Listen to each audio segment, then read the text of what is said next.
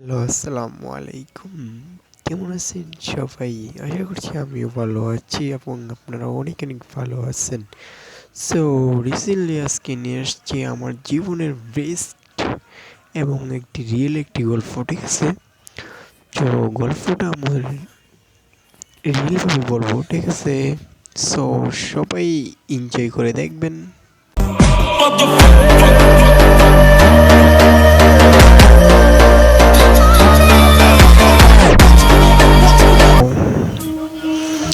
সেটা হলো আমারই গল্প, আমার রিয়েল গল্প, আমার ভালোবাসার গল্প। শুনবেন আপনারা সবাই, এবং আমার প্রিয় মানুষটা আপনার জন্য বানাইলাম।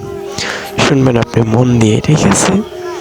সো বিসমিল্লাহির রহমানির রহিম শুরু করলাম। প্রথম দিন মনটা খারাপ ছিল, তাই ইমরু গ্রুপে আড্ডা দিতে গেছিলাম। তখন হঠাৎ করে আপনার হাসি এবং আপনার কথা শুনে আপনার মায়ে পড়ে গেছিলাম। তো তারপরে আপনাকে আমি পার্সোনালভাবে নক দিই।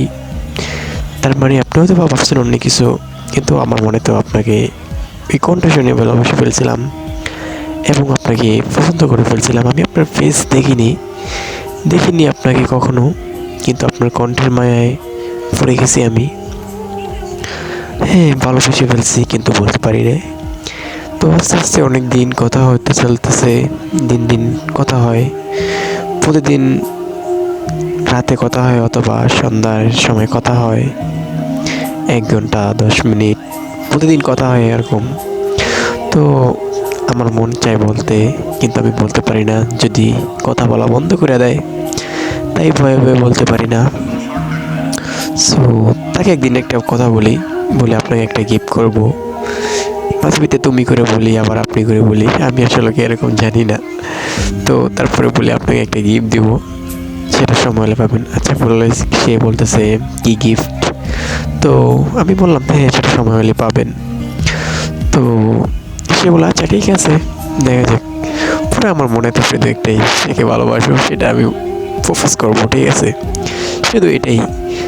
তো মনের ভিতরে চাপা দিয়ে রাখতে পারি না ভাই, যে কোনো কথা আমি কেন জানি একটা, তো আমার কাছে কেমন কেমন জানি লাগতেছিল। পরে আমি আস্তে আস্তে চেষ্টা করে বলতে চেষ্টা করতাম।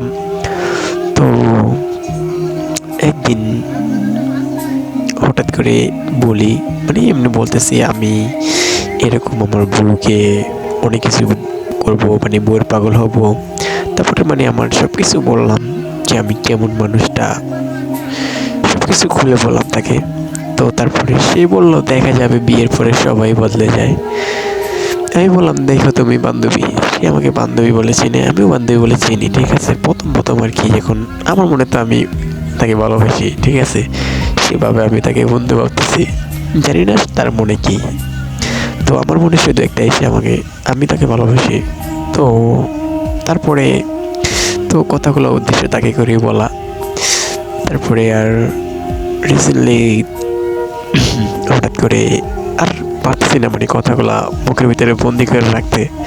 তো তারপরে ঠাস করে একদিন মনে পেলাম, দেখো মানে আমার বড় বোনের সাথে কথা বললাম, বড় বোন বলছে কি তুই কি রিলেশন করিস? আমি বললাম বলতে নেই প্রথম, তারপরে বললাম হ্যাঁ করি আপু।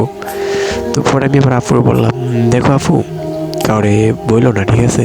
শুধু তোমারে বলছি, আর আমি ছাড়া কেউ জানে না, তুমি ছাড়া। আম্মুনি জানায়ও না, আম্মুনি জানাইলে আর পরে জানাও, ঠিক আছে? তো আপু বলছে আচ্ছা ঠিক আছে। তো আমার দেখাইছে একটা পিক দিস তোর গার্লফ্রেন্ডের, কিন্তু আমি তাকে এখনো বলি নাই যে ভালোবাসি, ঠিক আছে? তো আপুরে বললাম, আচ্ছা সে আপু বলছিল আচ্ছা বাড়ি কই? আমি বলছিলাম হ্যাঁ সিলেট। আর ওর নাম হলো রাইসা। আর নাম তো আরে ভাই গল্প পুরো শেষ করে ফেলছি, কিন্তু নাম বলা হয়নি, ঠিক আছে? সো আমার নাম হলো সাব্বির আহমেদ সাকিব। আমার বাসা ভোলাচর ফ্যাশন, ঢাকা থাকি। আর আমার প্রিয় মানুষটার বাড়ি হচ্ছে সিলেট, নাম রাইসা। তো তারপরে আমি আর পারতেছিলাম না, মানে ভালোবাসার কথাটা মুখের ভিতরে চেপে রাখতে। তো আমি তাকে মানে উদাহরণ দিয়ে বলতেছিলাম আর কি। তারপরে একদিন বলে ফেললাম যে আমি তোমাকে ভালোবাসি। সে তাকে বলে যে ভালোবাসা কয় প্রকার? তখন আমি বলেছিলাম যে ভালোবাসা কয় প্রকার আমি জানি না, ভালোবাসতে সত্যি বিশ্বাস লাগে।